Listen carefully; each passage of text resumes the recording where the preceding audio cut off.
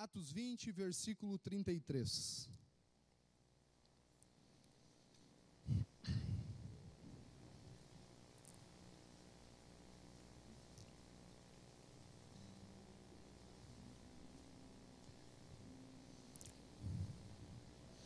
Posso ler, amém?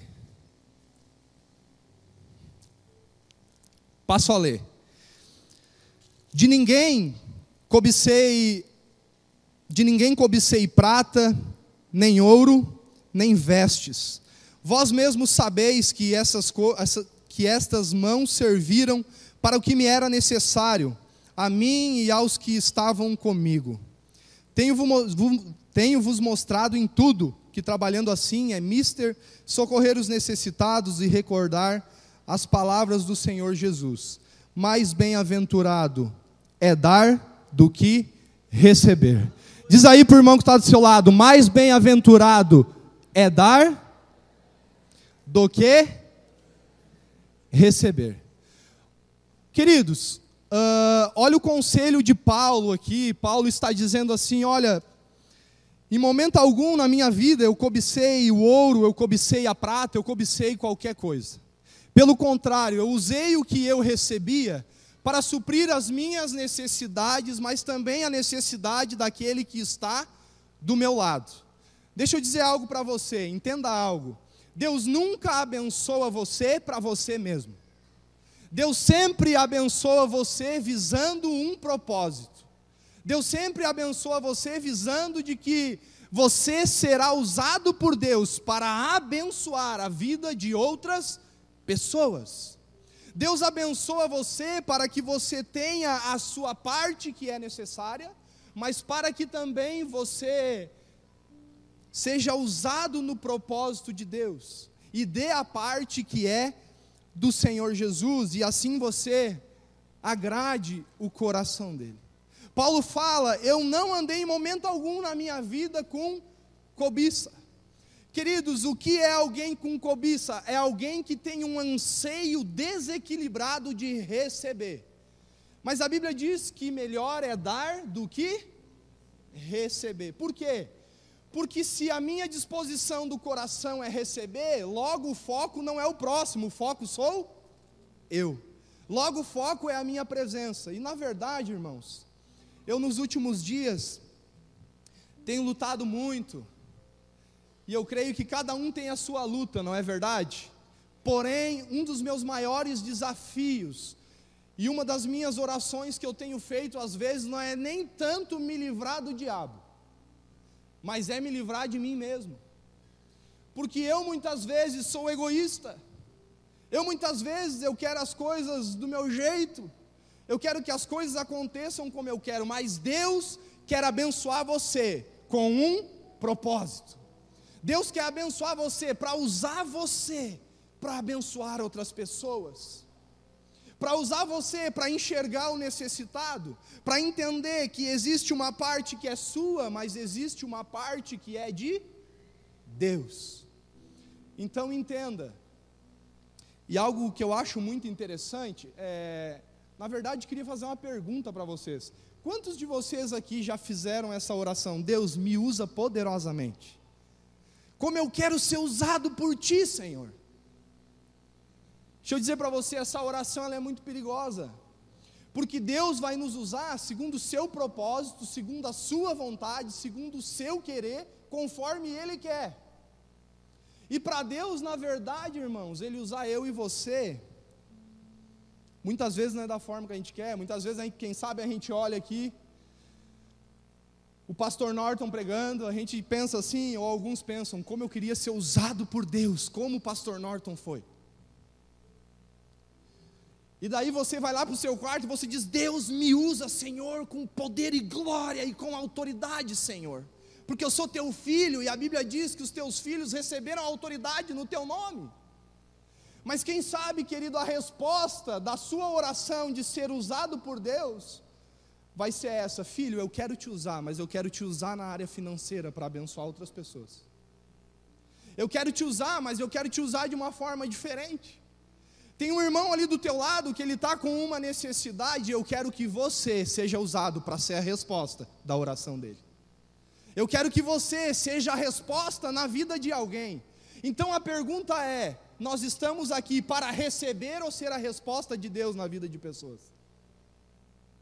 Por isso que a Bíblia diz, irmãos, melhor é dar do que receber. Paulo disse: eu não cobicei ouro nem prata, o que eu recebi foi para mim, mas foi também para os necessitados, a fim de abençoar pessoas. Esse culto, ele é o culto da grande semeadura. A Bíblia diz em 1 Samuel, capítulo 2, versículo 30, o Senhor diz assim: eu honro aqueles que me honram, mas eu desprezo aqueles que me desprezam. Por quê? Porque existe uma lei de semeadura, irmãos, não só na área financeira, como a gente pensa, mas em todas as áreas da nossa vida, de que aquilo que você planta, você colhe. Aquilo que você planta vai ter retorno na sua vida. Então o próprio Senhor disse: olha, se você me honrar, você vai ser honrado. Se você me desprezar, você vai ser desprezado.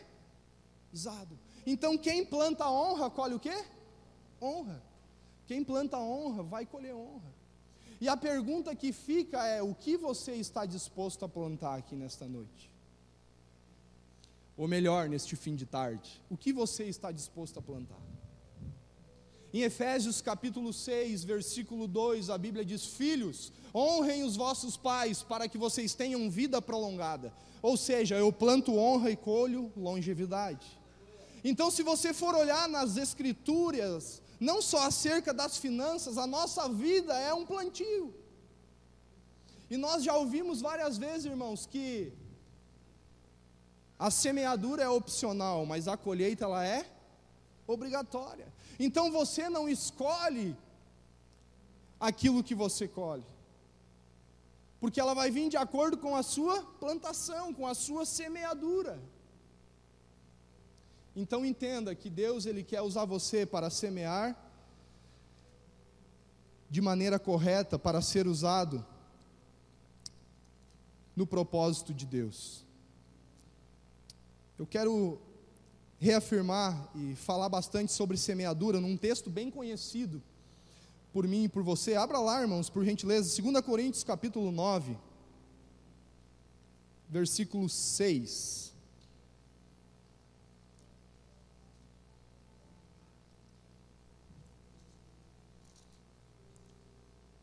Dá para desligar para mim, por favor? Pode desligar para mim?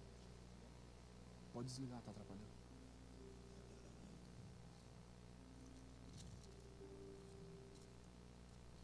Segunda Coríntios, capítulo 9,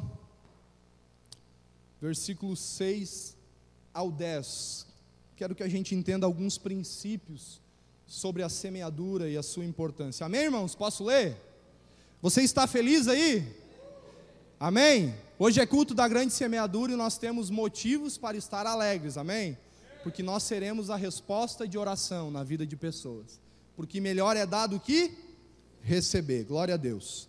E isto afirmo: aquele que semeia pouco, pouco também ceifará. E aquele que semeia com fartura, com abundância também ceifará. Cada um contribua segundo estiver proposto no coração, não com tristeza ou por necessidade, porque Deus ama a quem dá com alegria.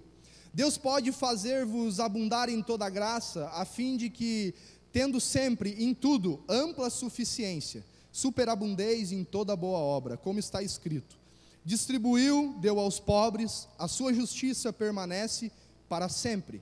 Ora, aquele que dá semente ao que semeia, e pão para o alimento, também suprirá e aumentará a vossa sementeira, e multiplicará os frutos da vossa justiça. Bom, queridos, todos vocês conhecem esse texto, amém? Se não todos, quase todos. Mas olha só, a Bíblia fala que aquele que pouco planta, pouco vai colher. Então, na verdade, irmãos, a colheita, ela não é responsabilidade de Deus. Ela é só resultado do meu e do seu coração. O desejo de Deus é nos abençoar. Mas Deus, para nos abençoar, Ele quer alinhar o nosso coração. Então, eu e você nunca poderemos estar tristes dizendo para Deus: Senhor, por que eu não colho nada? Porque a colheita, ela é só resultado daquilo que você semeou. Se você semear pouco, você vai colher pouco. Se você semear com abundância, você vai colher muito. Você vai ser abençoado. Porém, ao semear, a motivação do meu e do seu coração não deve ser essa: hoje eu quero ir no culto da grande semeadura, eu quero semear, porque eu quero ganhar um monte de coisa. E sabe o que acontece quando você faz isso? Você anula o princípio da semeadura, e depois eu vou explicar o porquê. Você entende? Por quê? Porque a ideia da semeadura e a ideia de Deus, irmãos, é que a gente deixe de ser o centro, mas que Ele seja o centro. Então a semeadura, ela tem que ser algo de um coração desprendido, que quer honrar o Senhor e colocar o Senhor num lugar de honra, num lugar de respeito, de um coração que ama a Deus. Então o desejo de Deus é nos abençoar? Sim, mas para isso Ele precisa de um coração obediente. Para isso Ele precisa de um coração que deseja agradá-lo, porque se eu dou para receber, na verdade o foco não é Jesus e nem as pessoas, o foco sou eu, e o Evangelho nunca foi centralizado em mim. Amém? O Evangelho, ele sempre foi centralizado em Jesus. O Evangelho, ele sempre foi centralizado em agradar a Deus, em honrar ao Senhor, em fazer algo para o Senhor. Por isso que lá em Malaquias, e nós já falamos sobre isso, quando a Bíblia fala sobre os dízimos e as ofertas, antes o Senhor fala assim: tornai-vos a mim e eu tornarei para vós outros. Por quê? Porque Deus quer que o nosso coração venha até Ele, para que Ele também dê a resposta diante de nós. E de Gênesis a Apocalipse, tudo que Deus está fazendo, seja pela área financeira, seja tratando outros assuntos, Deus quer resgatar o coração do homem. E nós já falamos sobre isso. O que mais dói em Deus não é a distância que o seu dinheiro tem dele, mas é a distância que o seu coração tem dele. E muitas vezes o fato do meu ou o seu dinheiro estar longe revela que o nosso coração também está longe do Senhor. Então é errado semear para colher? Não, não é errado. Você pode semear para colher. Porém, o centro daquilo que você faz tem que ser agradar o coração de Deus e colocar o Senhor Jesus como centro do Evangelho. O desejo de você tem que ser em abençoar. Melhor é dar do que receber. O que tem que invadir o seu interior é aquela disposição de pensar assim: o que eu posso fazer para abençoar a vida de outras pessoas? E não estar em um culto como esse, que é muito bênção, muito bom receber, mas pensando assim: o que será que eu vou receber? O que será que eu vou receber? Enquanto talvez alguns se perguntam assim, Deus pergunta para nós: o que será que você vai dar? O que será que você vai entregar para mim? O que será que você vai fazer? Até que ponto será que você quer ser a resposta na vida de alguém? Sem plantio não tem colheita. Às vezes a gente até pergunta: Deus, por que o Senhor não me abençoa? E o Senhor diz para nós: e por que você não se entrega? Deus, por que o Senhor não me abençoa? E por que você não entrega o seu coração diante da minha presença logo? O meu desejo é te abençoar. Eu criei o princípio da semeadura com a ideia de abençoar você. Ou você acha que o Senhor, Ele criou o princípio da semeadura porque Ele quer ver os seus filhos todo arrebentado, sem nada, sem prosperar, na miséria? Esse é meu servo fiel, está arrebentado, está comendo do pior. Você acha que Deus, como nosso Pai, pensa isso? O princípio, querido, foi instituído porque o desejo do coração do Pai é ter o nosso coração e nos abençoar. Se tratando de um culto da grande semeadura, quando nós estamos num culto da grande semeadura, quando dentro de nós há esse grito: eu quero colher, eu quero colher, eu quero colher, eu quero colher, mas eu não plantei, isso pode virar frustração, porque só colhe quem planta. É como se nós morássemos no interior e a gente tivesse lá umas 50 hectares de terra, e você não saiu nem um dia para cuidar da terra e para semear. Mas no fim de uns tempos, você chegou lá para o Marlon e disse assim: Marlon, vamos lá nas minhas terras. Nós vamos lá colher muito aipim naquelas 50 hectares de terra. Está assim, ó, lotado. O que vai acontecer quando você chegar lá? Vai ter aipim ou não? Por quê? Porque você não semeou. Em vez de aipim, vai ter capim. Amém, irmãos? Por quê? Porque para colher, tem que plantar. Para colher, tem que plantar. E como eu tenho que plantar? Segundo estiver proposto no coração, não por tristeza ou por necessidade, porque Deus ama quem dá com alegria. Deus ama quem dá com alegria. E quando que nós temos alegria? Quando a gente ama fazer algo. Deixa eu dizer para você, querido, o dinheiro, ele perde o valor de dinheiro quando você está próximo de Jesus, porque você descobre que Jesus é muito mais importante que o dinheiro. Você descobre que Jesus é muito mais importante do que qualquer coisa. Por que que quem está longe de Jesus acha o dinheiro importante e fica em cima do dinheiro como aquilo fosse o seu tudo?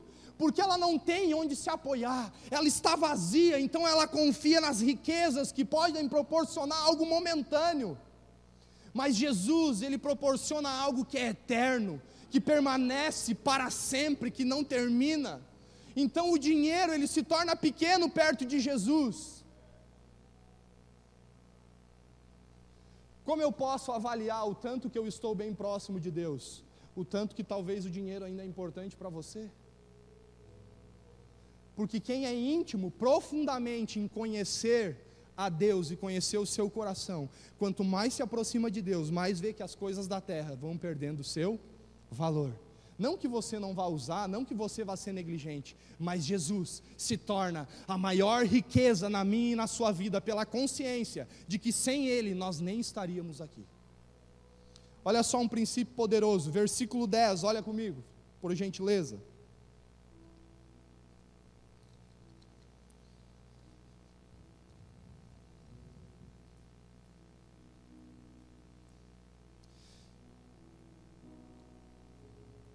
Amém? Estão olhando? Glória a Deus, vamos lá.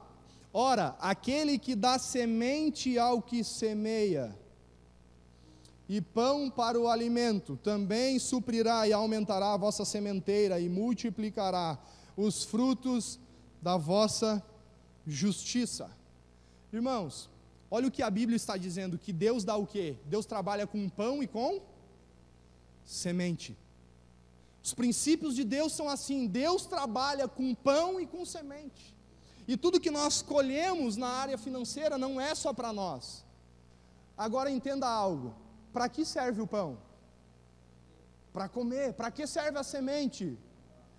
Para semear. Então qual que é o desejo de Deus? É trazer provisão para que você tenha suprimento nas suas necessidades, mas para que você também seja alguém que semeie para continuar sendo abençoado. Qual que é o problema, irmãos? Muitas vezes do nosso lado um pouco egoísta, e eu me incluo nisso. O problema é que às vezes a gente acha, na área financeira, que tudo é pão. Tudo é pão. O que chega é pão. Chegou, vamos comer esse negócio que é pão, é para nós. Tudo é para nós, nada é para os outros. Mas Deus, Ele dá pão e semente ao que semeia. Daí talvez alguns dizem, mas por que às vezes eu não consigo semear? Porque Deus dá semente ao que semeia. Logo, você nunca semeia, não vai ter semente. Então entenda que Deus trabalha com pão e com semente. Pão você come, semente você semeia. O que acontece, irmãos? Quando nós anulamos esse princípio e vivemos só na base de pão, a gente deixa de cumprir o princípio da semeadura, logo paramos também de colher. Talvez você diga assim, por que faz tempo que na minha vida eu não colho nada? Porque tudo que Deus me dá ou dá para você se tornou pão. Tudo que Deus dá se tornou pão. E quando a gente vive pelo pão, o centro é nós. E quando a gente vive pelo pão e a semente, o centro é nós e as pessoas, e Jesus, não só nós. Você entende isso? Pergunte aí para o seu irmão que está do seu lado. Qual é o pão e qual é a semente? Você está conseguindo discernir?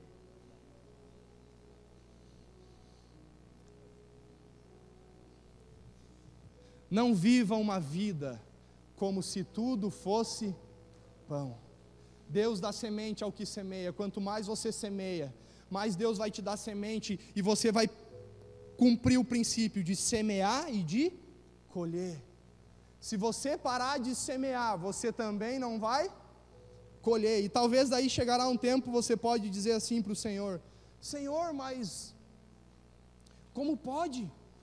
Eu não colho nada. Sim, tudo se tornou pão, porque Deus quer trabalhar com pão e com semente. Se vivemos só com o pão, o centro ficou a gente. Pois é, mas não tem como. Lá em casa é um aperto, só te contando para ver. Chega no fim do mês, é saldo negativo. Enquanto você não praticar o princípio de coração e honrar o Senhor, e agradá-lo, dificilmente você vai conseguir mudar a sua vida. Mas na verdade, por trás de tudo isso, Deus está dizendo: traz seu coração para mim. Quando o nosso coração está com Deus, irmãos, deixar de viver só pelo pão se torna natural. Amém? Por quê? Porque as coisas vão perdendo o valor, e as pessoas vão se tornando mais valorosas para nós. Deus vai tendo cada vez mais valor para nós. Então nós vivemos com pão e com semente, se tornamos abençoadores no reino de Deus. Não precisa abrir, em Mateus capítulo 17, do versículo 24 ao 27, Jesus ele vai a Cafarnaum com Pedro, e ali eles têm uma conversa, e Jesus fala para Pedro: Pedro, os reis eles estão cobrando impostos, eles cobram dos filhos ou dos estranhos? Pedro diz: olha, eles estando na casa de Pedro, Pedro diz: olha, eles cobram dos estranhos. Então Jesus disse para ele: para que eles não se escandalizam, vai ao mar, toca o anzol, o primeiro peixe que fisgar, você pega ele, e na boca dele vai ter uma moeda. E olha o que Jesus fala para Pedro: aquela moeda você vai dar por mim e por ti. Por mim e por ti. Por quê? Porque tudo que nós colhemos financeiramente não é só por nós, é por nós e por Ele. É por nós e por Ele. Então tudo que você tem nunca vai visar só a você. É por nós, para as nossas necessidades, é por Ele, através de sementes, através de fidelidade, através daquilo que não é nosso. Então nós vemos a palavra de Deus se cumprindo: pão e semente. Pão, algo para nós; semente, algo que não é para nós. Por mim e por ti, algo para nós; por Ele, algo que não é para nós. Então as coisas não são centralizadas, irmãos, simplesmente em nós. Amém? Quantos estão sendo desafiados pelo Senhor aí? Glória a Deus. Mateus 7,12 diz assim: tudo pois que quereis que os homens vos façam, assim fazei vós também a eles, porque esta é a lei e os profetas. O Senhor, Ele quer nos levar a um nível de amor tão intenso, a ponto de fazer pelos outros aquilo que de fato a gente gostaria que fizessem para nós. E isso é desafiador. Quanto mais a gente se encoraja e consegue viver alguns princípios, mais o Senhor, Ele nos abençoa, mais Ele nos permite crescer diante da sua presença. Você está entendendo, irmãos, que Deus trabalha com pão e com semente, que Deus nunca permitiu ou quis que as coisas se centralizassem simplesmente em nós? Quando nós falamos: Senhor, eu quero ser uma igreja genuína, em outras palavras você está dizendo: eu quero fazer aquilo que cabe dentro da sua missão, eu quero fazer aquilo que cabe dentro daquilo que o Senhor deseja. Pão e semente. Pega uma moeda, por mim e por você, porque as coisas não são simplesmente para nós. Queridos, abram comigo ainda a Bíblia em Gálatas capítulo 6, por gentileza.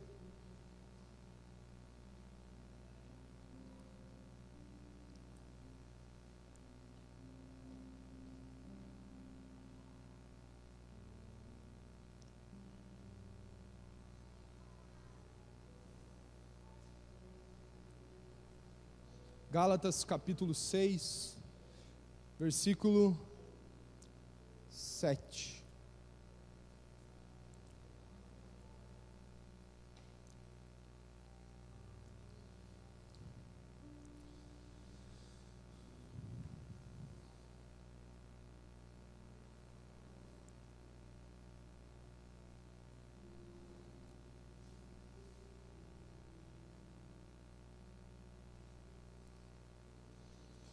Amém? Posso ler, irmãos? Vamos esperar então.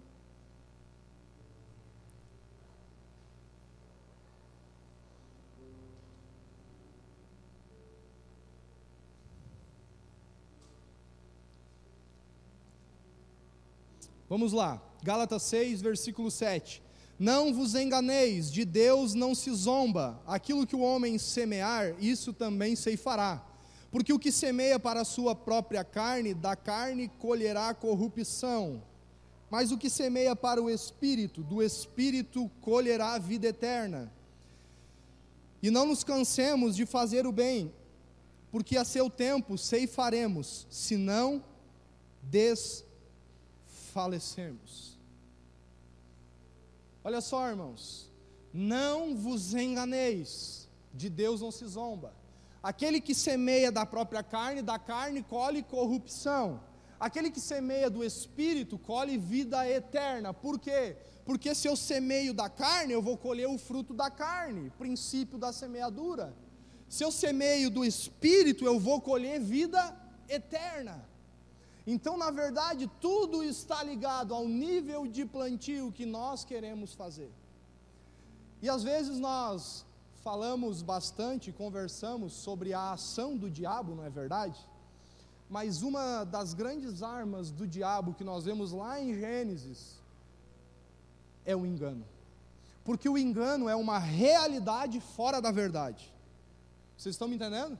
E é assim que muitas vezes o diabo quer trabalhar. Mas o começo do texto diz: não vos enganeis, de Deus não se zomba. Por quê? Porque a pessoa que vive no engano, ela perde a consciência dos princípios de Deus e ela vive como se nada tivesse colheita. E quando você chuta os princípios de Deus, você está zombando de Deus.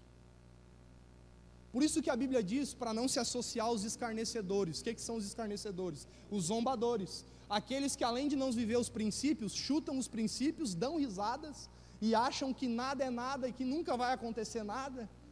Isso aí tudo é baboseira, não vai dar nada. Mas a pior coisa, irmãos, que tem na vida de uma pessoa é quando ela é ludibriada pelo engano, por aquilo que muitas vezes o diabo mente. Eu repreendo toda a ação do diabo aqui neste lugar, colocando mentira na mente de pessoas, porque nós estamos pregando princípios para que a gente possa se alinhar com a verdade e a vontade de Deus. O engano é uma grande ação, não acredite, viva pela palavra. Oséias 4,6 diz: o meu povo se perde por falta de conhecimento. Então busque conhecimento das Escrituras para não cair no engano, porque o engano é uma sensação de que nós estamos na verdade, mas na verdade não estamos, porque é uma realidade fora da verdade. Sabe quando você pega o celular e você vai ligar para o João, e você liga e fala assim: e aí, João, como é que tu tá, meu querido? Não é o João, é o Antônio. Desculpa, foi um engano.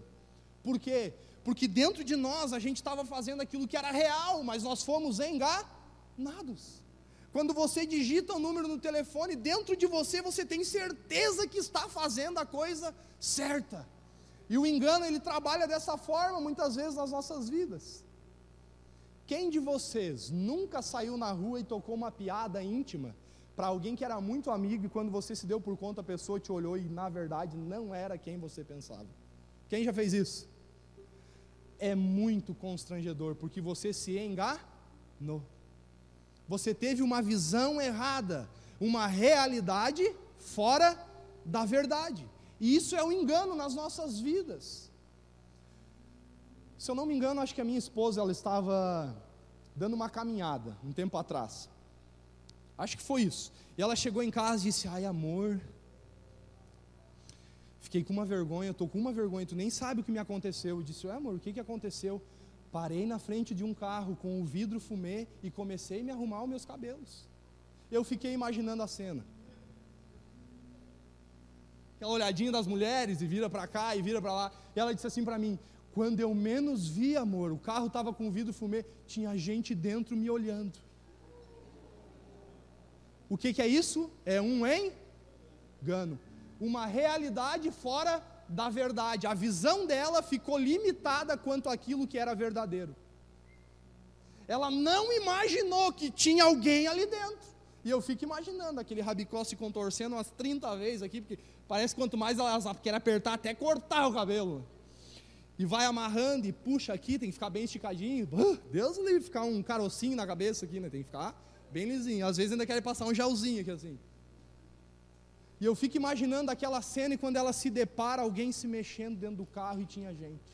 Imagina quem estava dentro olhando aquela cena. Devia ter rido muito. Por quê? Porque ela passou por um engano. O engano nos permite ter a visão limitada, irmãos. O engano nos permite não ir além naquilo que nós devemos ir. Então não seja enganado, entenda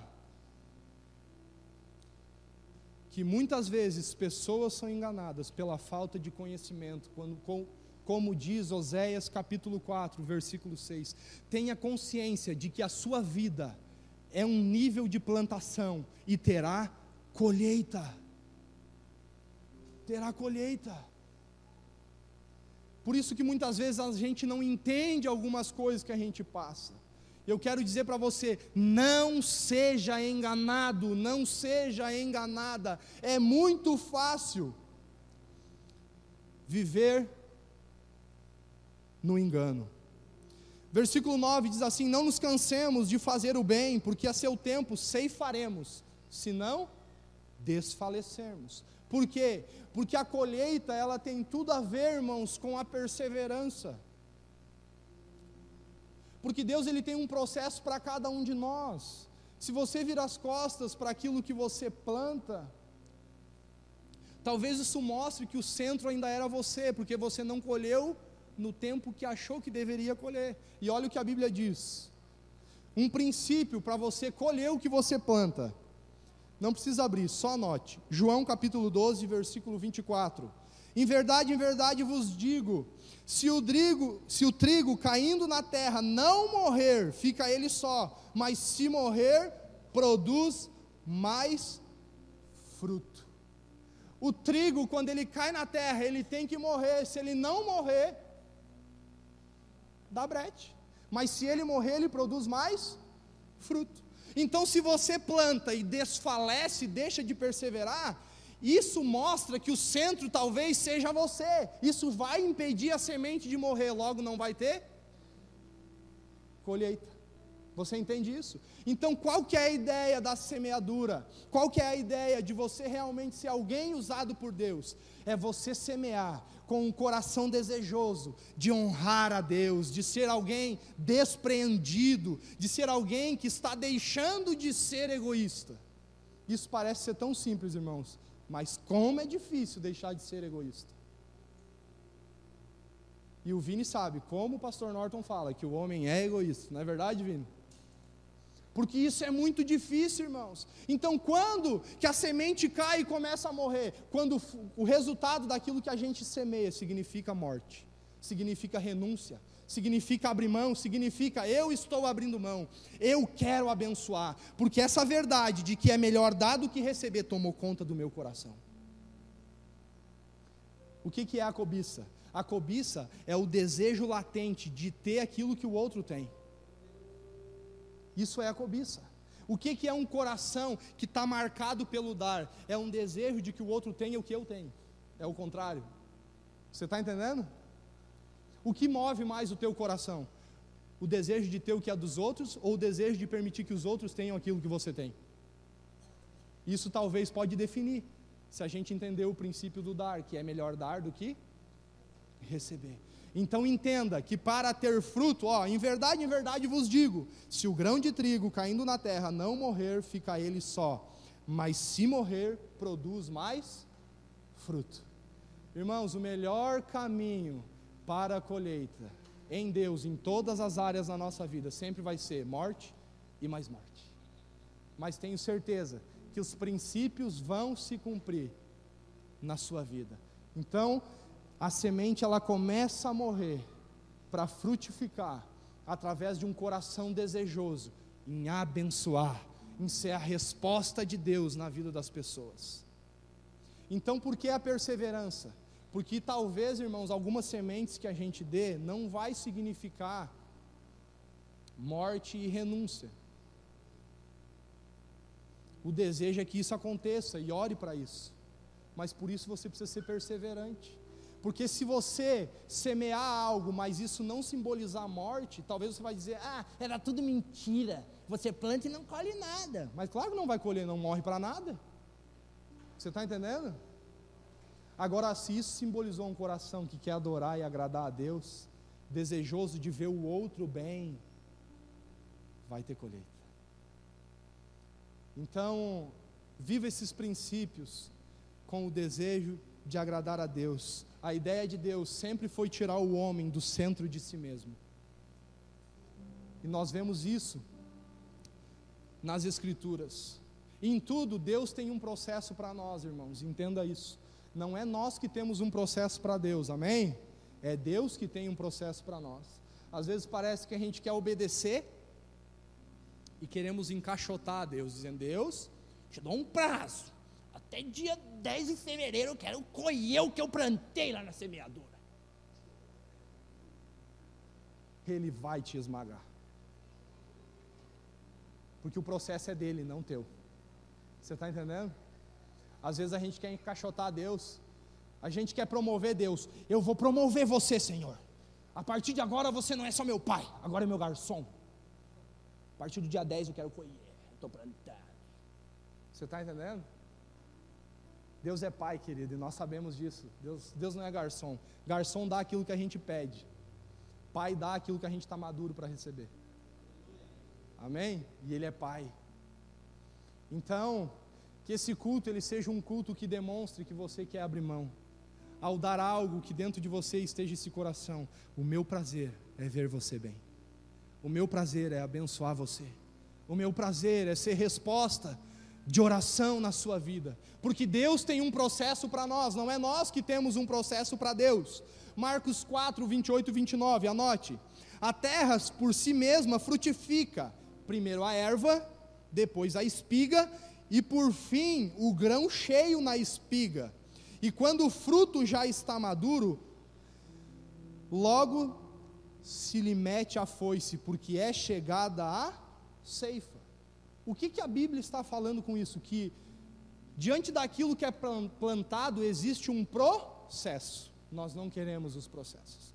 Primeiro a erva, depois a espiga, por fim o grão cheio na espiga, e quando já está maduro, daí sim, está pronto para colher.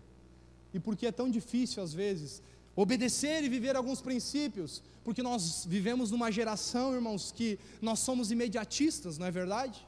Nós queremos as coisas para ontem. Ó a prova de que nós somos imediatistas. A gente passa um bom tempo desregrado às vezes com a alimentação. E quando, agora vou fazer uma dieta, em 2 dias quer perder tudo. Não, quer ficar, tetelzinho para a varoa, tetelzinho para o marido. Não é assim, porque existe um processo. Então as coisas de Deus são assim, Ele tem algo lá na frente, mas Ele tem um processo para dizer, eu vou lapidar você, eu vou te esmagar. Irmãos, deixa eu dizer algo para você, só eu sei o quanto Deus está me esmagando. Sabe quando você tem a impressão que Deus te botou naquela maquininha de moer carne, e Ele passou umas 3 vezes, você diz, Jesus, eu já estou liquidado, vamos passar mais umas 2 vezes, filho? Vamos passar de novo? Precisa, vai ser bom para você. Irmãos, daí você vai desabafar para o discipulador, daí é uma benção. Daí você diz, meu discipulador, daí você fala algo e ele diz assim, Deus está te apertando, né? Que conforto. Você está entendendo, irmãos? Porque Deus, ele tem um processo para cada um de nós. A gente acha que Deus é uma maquininha, não é verdade? Hora do stop e hora do play. A hora do play é a hora que eu quero, a hora do stop é a hora de dar uma parada. Mas não, o desejo de Deus é usar eu e você. Esse culto, eu diria que seria o culto da honra da semeadura, com o privilégio e a motivação não só de semear, mas de honrar a Deus com aquilo que nós estamos fazendo. Talvez você diga assim: mas como eu vou conseguir ser um bom participante nesse culto da grande semeadura se eu não tenho grandes quantias para entregar? Irmãos, grandes quantias podem ser importantes para mostrar uma grande semeadura? Podem, mas não é isso que define, porque às vezes você pode dar muito, mas não dá nada do seu coração, e às vezes você pode dar pouco, mas você dá com o coração, você dá porque você quer honrar. Em Mateus capítulo 12, fala da oferta da viúva pobre, é a que menos tinha dinheiro, mas foi a que mais ofertou. Foi a que mais ofertou, por quê? Porque ela entregou do que tinha, ela entregou com o coração, ela não entregou do que sobrava, como fizeram os ricos. Deixa eu dizer uma coisa para você, esse culto é de honra a Deus, não é um culto de sorobô para Deus. Amém? Deus não quer sobras, quem é honrado não pega das sobras. Quem é honrado pega daquilo que nos custa. Amém, irmãos? Todos estão entendendo? Então é um culto da grande semeadura, mas para quê? Para que a semente caia e morra, com o fim de honrar a presença de Deus. E a Bíblia diz que muitos depositavam grandes quantias ali, mas uma viúva, ela ofertou 2 moedas, era tudo o que ela tinha. Jesus disse: essa mulher, ela deu muito mais do que todos os outros, porque os outros deram do que lhe sobrava, mas ela deu tudo o que ela tinha. Ela foi com o coração, porque ela queria agradar o coração do Senhor. E eu queria, por último, pedir para que você abrisse em Marcos capítulo 14.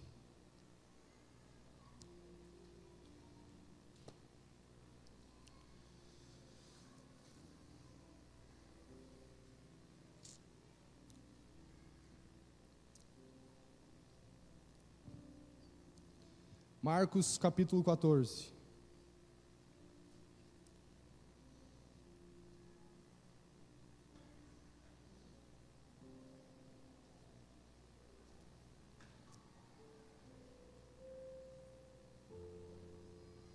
Amém, irmãos? Glória a Deus. Marcos capítulo 14, versículo 3 ao 8.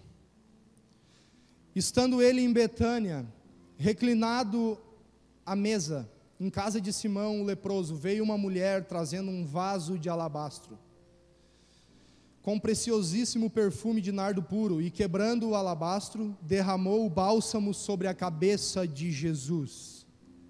Indignaram-se alguns entre si, e diziam: para que esse desperdício de bálsamo?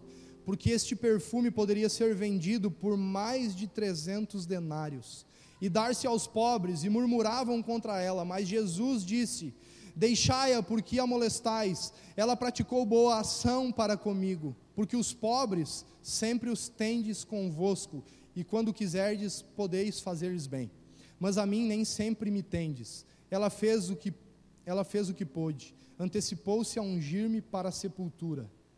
Em verdade vos digo, onde for pregado em todo o mundo o evangelho, será também contado o que ela fez, para a sua memória. Queridos, entenda algo: em tudo que nós fazemos, o desejo de Deus é ser honrado por mim e por você.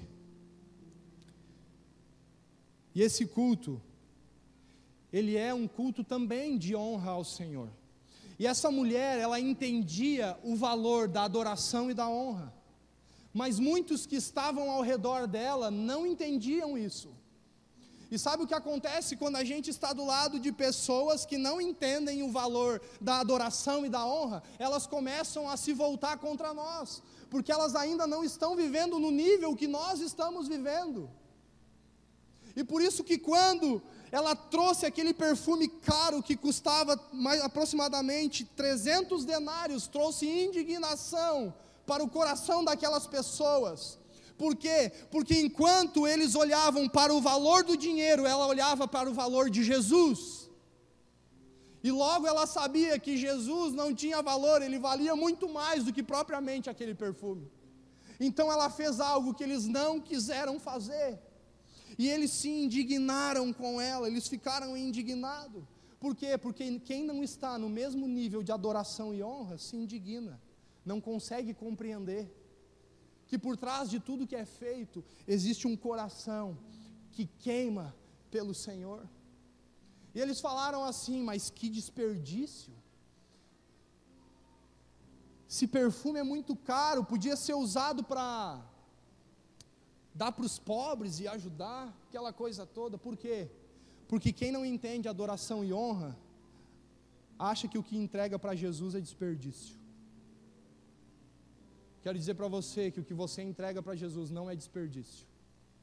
E quem deixa o legado de honra jamais será esquecido. Um dia, eu conversando com um amigo meu, um amigo rico, e eu conversando com ele, ele dizendo: você oferta na igreja, você dá dízimo, você faz todas essas coisas. Eu digo: obviamente que eu faço, e eu faço de coração.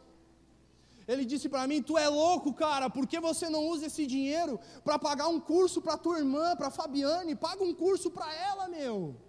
Usa esse dinheiro e faz qualquer outra coisa, paga um curso. Sabe por quê, irmão? Porque quem não está no mesmo nível de adoração e honra, tem outras ideias para dar para os valores que a gente usa. Tem várias coisas para dizer: por que você não usa para aquilo? Por que você não usa para aquilo outro? Porque o meu desejo é colocar o que eu tenho, a minha fidelidade, aos pés de Jesus. Porque o meu desejo é adorar Ele, o meu desejo é honrar Ele. Ela entendia o valor da honra, ela entendia o valor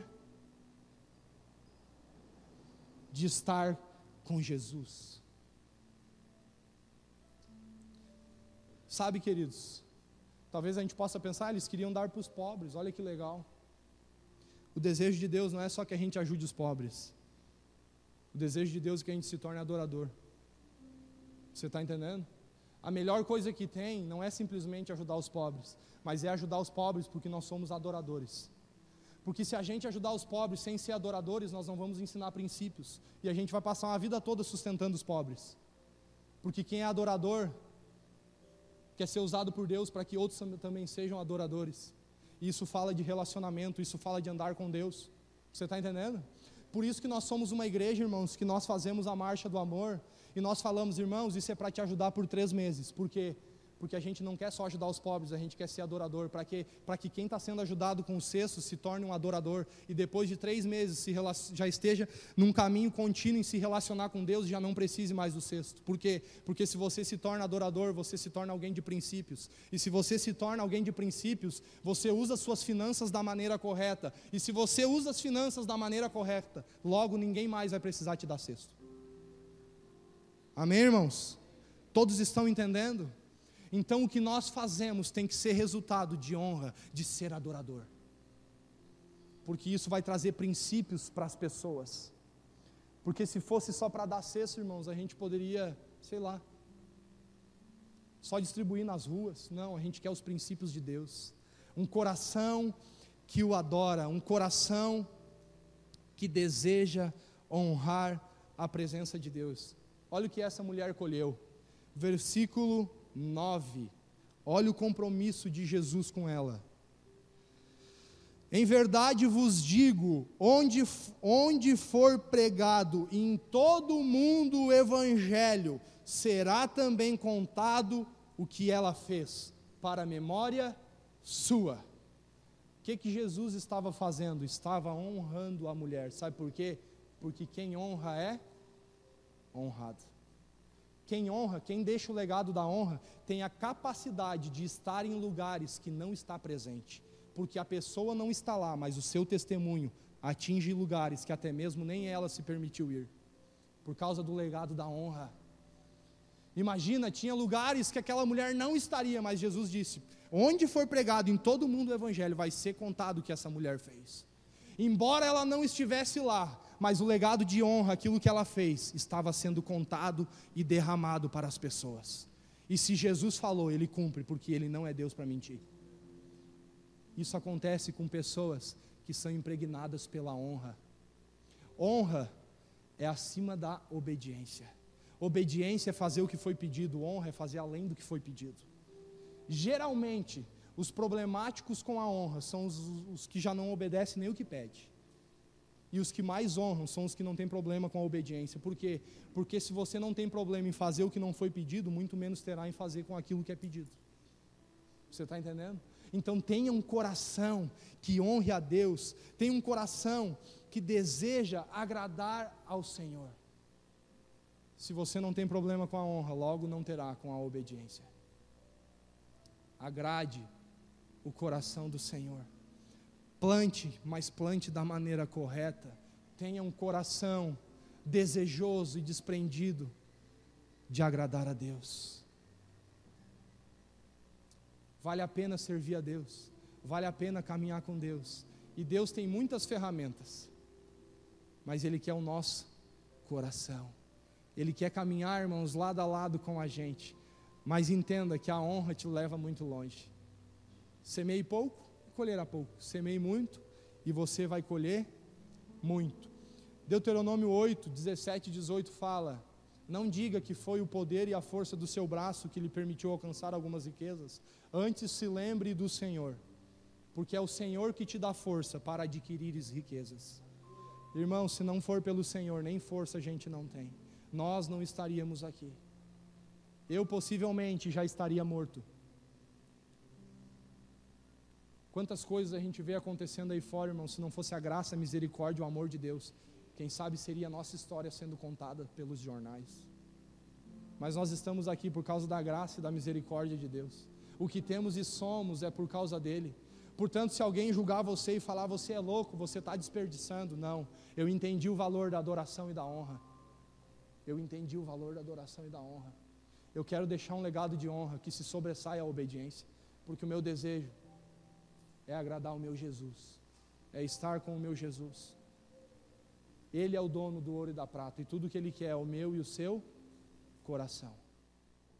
Amém, irmãos?